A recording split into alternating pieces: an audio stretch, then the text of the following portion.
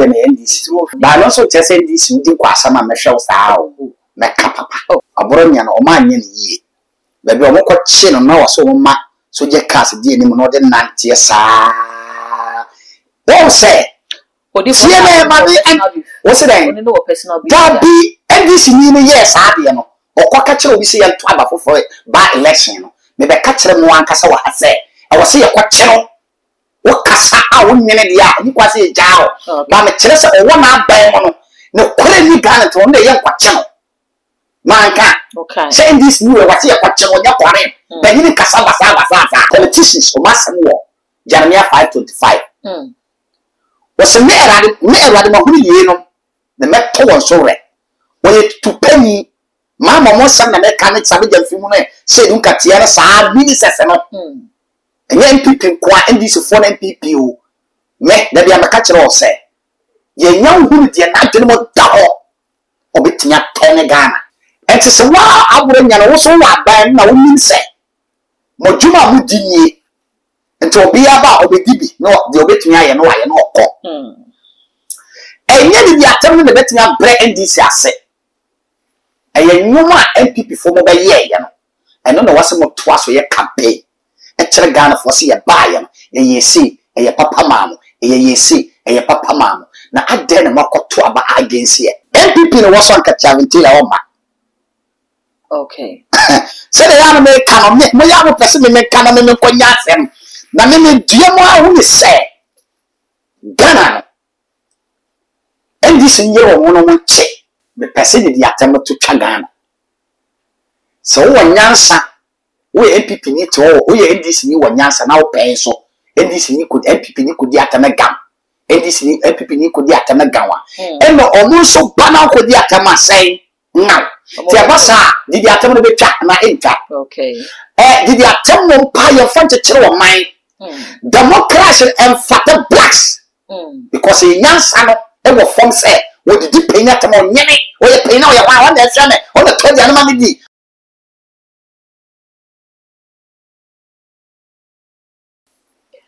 I was a prophet Abraham Maniguso Edrichum, one in a heat no, and by the heat no, and no I the ye pa, Mr. Abraham Comone Cosono, for so far comments no, a comment section over your budget brain, I can kind Eddie Amount Sabri, ye be boy Eddie Abronye Akache. Semino Eka said the Nano that will pay mu court and my court and 2 weeks one sign Emra na a few whom we be as Samuel Ebefa. If you trust as a MPP are being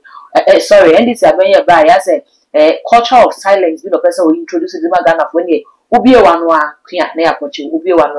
Queen near Cochu, young prophet Abraham or no part a biggest of Mr. Wasaya clean and move so on your NDC needs. Yes, as a NDC na NDC are being culture of silence, ya Ghana for a king. Senate. Odi for someone quite. Many are side of the Tossy. One may have to sell the NDC. Madam NDC two offense and fancy. Intending me come in the bonnet, many a bonnet. But also just NDC who did Quasama Michelle Sao. Macapa. Okay, yes. And then a mimisa. Sabri, a bronye aquacudi, a police for and some none one of Kupimu and court, and my own remanded 2 weeks on sign Embra. A bisa NDC are being by you to me yarn macho. And ye year, who be one now cancer as some now kind and favor no pay or Baba choose to see her, only suffer the agent. Niaba Abronia so compostment and Femian son. Abronia, yes, no, the Hunyansa, a Buffy. Mene Asanto Regina Chama, a Tenaso, Asanto Regina Chama, or okay, Nanakosi. Nanakosi. Mebusa Nanakosi say. Or mine said, you do not buy, and call the dim paying for 10 neck, a no meal, and my young so tall mine so. Tenanakosi said, no bar by one. Said Nanado eteso. Na ye dinner tem sam enye but MPP mo me new bia e be ko akuduru na nado ho by this time met me call it me akuduru mahama what straight so ade we koso in the bible no was mo fa ni di mamo jana mo nana mo janom na afi na mo fa ni di mamo mind pain for ye kan wo politicians o masam wo Jeremiah 5:25 was me erade ma hunu yie no na meto won so re we to penny mama mo sam na me ka ne sabe jamfi mu no se dun katia na sa ministers no enye MPP kwa NDC for MPP o me da bia maka kire o se ye nya hunu de na adwene mo da ho obetinya tone Ghana tie me Jeremiah 5:25 mama pa on fa sa quotation na sabe jamfi and I say dun katia kan was meto so re me erade me kumo no ma ye anoma yi fo tete eyi anoma wo won buom efiri se on kama husia ne nkunafo ne hiani wadi dia ya akase ne wa dore asrade no wa ye nat na onwene tisi torosam no politicians no nyesa nyame nimo wo se juma wo di ni korona mo boni efoma mo fom ni o mo fom papa me na maka ndis na MPP no o mo fom na one tie ne ye o mo fom ye one nomia e be reverse and the spiritual war our Jeremiah 5:25 na e dey akoma wo enti se wa aburo nya no wo so wa ban na wo nim se mo juma mu di ni enti obi aba obedibi no de obetumi aye no aye no okọ enye di atem no betumi abre NDC ase eye nyuma MPP fo mo be ye no eno na wase mo to aso ye campaign e kire Ghana fo se ye baaye no ye si eye papa maamo ye si eye papa maamo na ade na makoto aba against ye na afefoforo ba mo mama adwene mo kai mo na mo huru se nyuma ye be ye ya eni kwase mo to aba against ye no enie mo be proof mini aba uti me uko buna hafa no proof me ma okoye wo na wo se Ghana fo ye nya atomfo se ye ni mo we nyina de ama no na ma sa to aba against ye na wato akoma NDC mo kwa santo regina mo proof so around about mo se mba ye overhead ni overhead ni si ho no ada na mo to against ye eno bia kwaka we obia mo se oh Ghana fo na ye nya papa MPP ba wo ye nyoma pi ma nanso mo yama ne mo enye so beta aboa kwahia ena be chese ni pa be hu se de NDC fo eye no e twase enye anase e twase ye to abayi wo mo hwe e makwa ma hu se MPP abai mo anyansa fo dos ho okay sabi ya tano otie china mi bu be kasie bi nyansa ni tie ma asem ya obete ma se se wokọ buru hafa wokọ the goma tamale wokọ bolga frafra wokọ boko wokọ na vro gurusi wokọ wa mo kwa mo pufu enwoma MPP ba ya ye be ye mo ama to abayi yen no odifo yenhwe se wokasa ni abronye e kan yin e wo se wokodam ba 3 years a ebi mo bekasa ene saade a mo NDC fo no mo ni abronye eni ni ye kan na ye de Kelvin Taylor ne de Kelvin Taylor aba be ye emfaso ho Kelvin Taylor nsembe na Kelvin Taylor na ni online media no so anka odi ahemfo atem odi asofo atem odi mampani atem oso kufadu mo ase ne size no odi wo mu nyina atem okasa ya ma 7 peduasa na notra asante hene na notra wo chehene ni ade nyina Kelvin Taylor ba krum ha be de ne court e ma ye sign ti e ma ne na go free wa sign ko ye ne hwe wa mo na sign ti ye de ne court so oni asa ma me musa okasem bi wa ha wo ye sa na wo prepare na me maka asem na ese me na meka me be se asem ka cho se Ghana mara nya den eni ha wonti me kan kase na Ghana payifo no pese mpay MPP NDC fo no nyina ate me be se asem ka cho se mara nya den emre ni ha tu ne ye den e wa ha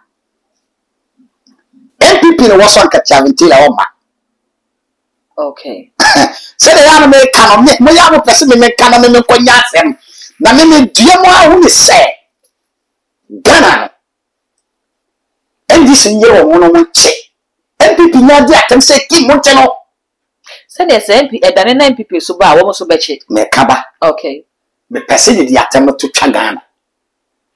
so wo nyansa wo MPP ni to wo ye NDC ni wo nyansa na wo pen so NDC ni ko MPP ni ko di atem gam NDC ni MPP ni ko di atem gam wa eno omo so ba na ko di atem asai now ti abasa didi atem no betwa na entwa Okay. didi atem no mpa ye fante kire wo man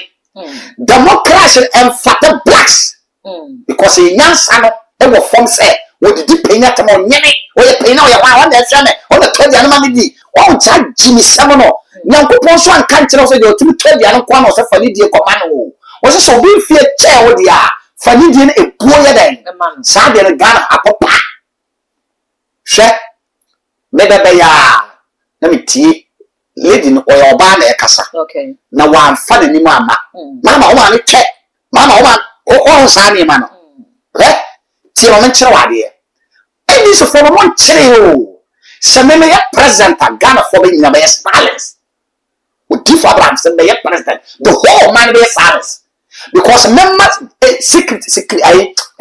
security who say do be atama na ni mo ma ye kwa mo treze numbers mo ma NTL enya o adwuma say ni problem ba kasa dia nan ono anase network no mo grip no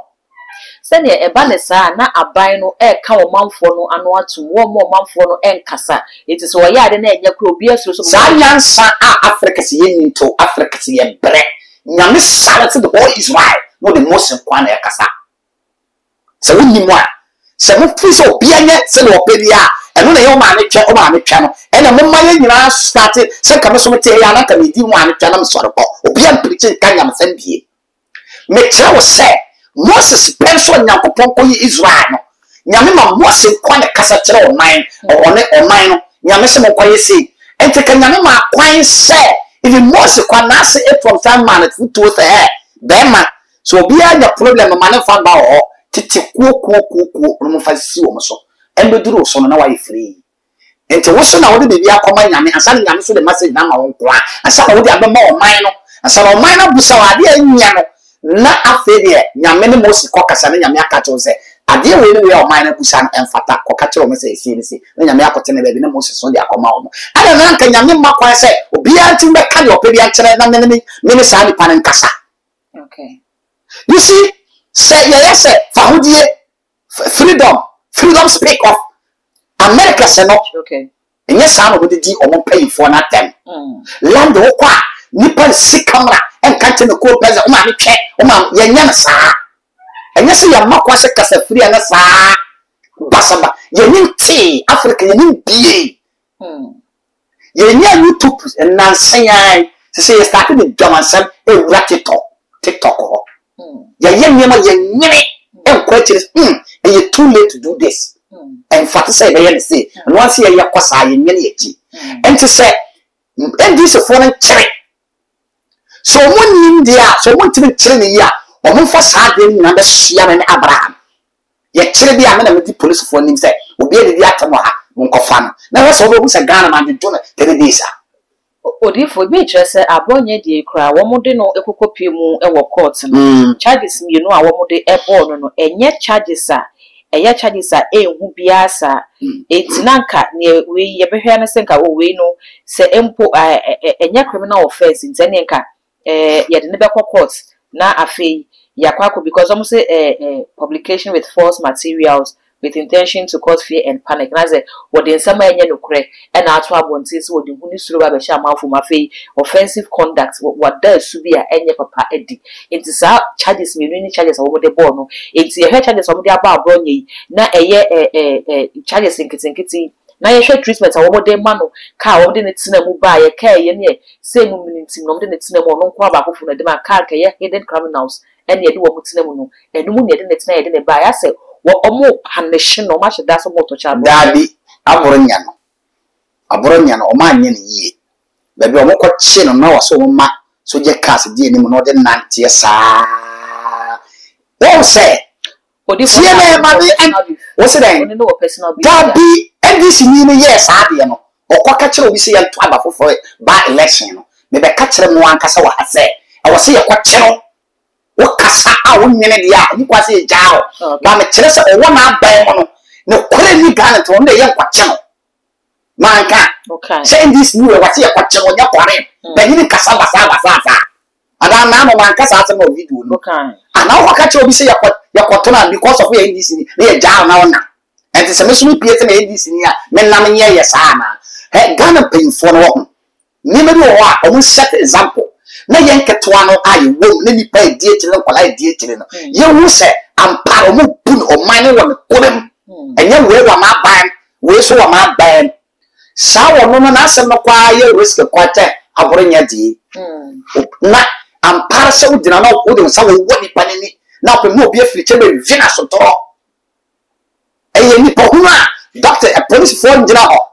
okay ma ye kuntan mo ndina ho ma shama tede nyina timoto asana ma da pata na me na ko boss police ni jana me bo bia suma me ko me fi akoda sa ada na se obi me report wana se ma wo se yem bo bia sum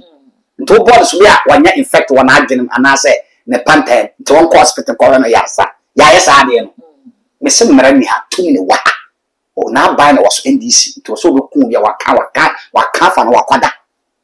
ente next time MPP be ba no ono so no nipa bako kan wa Canada enti so wa Canada hwese sampanyi fo we wa dwene omba mayen ana oman no atinyanya nkwala na timanya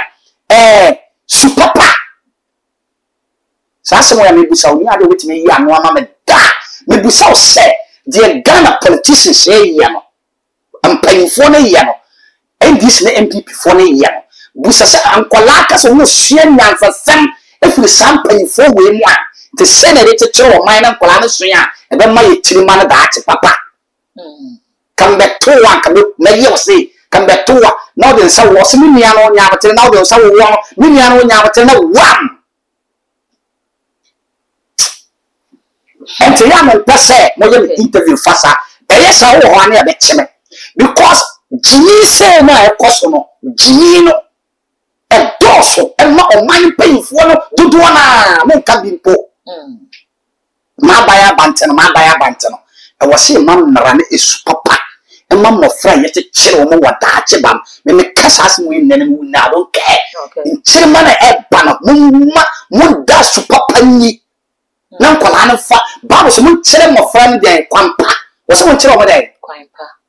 na wo ko gina bedroom e kire so tora wo ba nyina de no me papa de na me di o me de fa me papa o sa se na me ka ya mo ti ase me papa de wo ya so tora kwa domini ko tumi wi wasum me nyine be to se yesem papa de na ni e den da be no that to know what dia to no awon so ba fa sa karaka boni no supone no na odia nyini obi kora wi ana wakofi akoka che na ba se me ni ye den o me wo akola me ma na ni nya mere mo ma mo ni nya den mo e mo papa nsuya no se dem ko ye fi tinya nya me no o dia me kire wo te ne ba bia no te ba wo se kwato wa no ma na no ma so wo kwato te se de papa ne tie o dia wo na ma na sa no nyina be ye odi for ye bre no asumi me aka bibi wachiri ya odi betu jama me de me ka kire mo ti for mo hwefo se me susu mu nyuma sore okay odi for Abraham me se galam se gold akwantre me kwa na me kuta o ka sa de ba ha for rana why nyina gold for na epo me ma untutu me we ka wase ye be chebe ye se ye paru gold na me kire gold akwantre me mo ka wase mama e fere me e promoto me ene say me mo gold akwantre won kutu asase bibiri gold no wa me wani wa me kwasai me complete abogo so de bia me nam kwaso do wa me fa ayi kekos akopita kwade akopita kwa atene ababogo so ko pristia tuha kakara ya wi antu obi maka ho tuha eno ama wie utu wi asasa se ni bi good ni asasa no se ni na ya kwa entu tututu ho e wasa ka Ghana by family one we se mo power water to me ana me de chere the spirit you nya utumi da okay good akwantra no she uti galamsey be hotel dozen almost 30 billion and ya chano kwa sunsu akwantra no eduru so ana obi se me nya kraka me nyuma lock me agba ontumi nantene na ya mfiamfia ontumi kasa watoro mu fraudi for Abraham sunsu akwantra me be go form abrabona aye twane bia efie tumfia pam me sonda etum bi ne da sonda na me didi sonda na me twanso sa me sonda ye na me namane tentan kire me no e sunsu akonde ye yam no spiritual so me gare na sa na me filo na kwan na mo da ho ma me ma sama ba wie Odi for ye da sepa. Me so me da se nyaba. Abusia ye ne Prophet Abraham any din komo no mesrese obeja comment e wo comment section ho dia ma me na fi we me subscribe to me so. E too much GH yakai. So the bell no beka ho sa no upload me to pro the first person ya wo sa ebedike akali all the social media platforms so ko wa. E too much GH o subscribe no like it. No wa share no we so any bi ahwe me din e the dark gold ye be say share.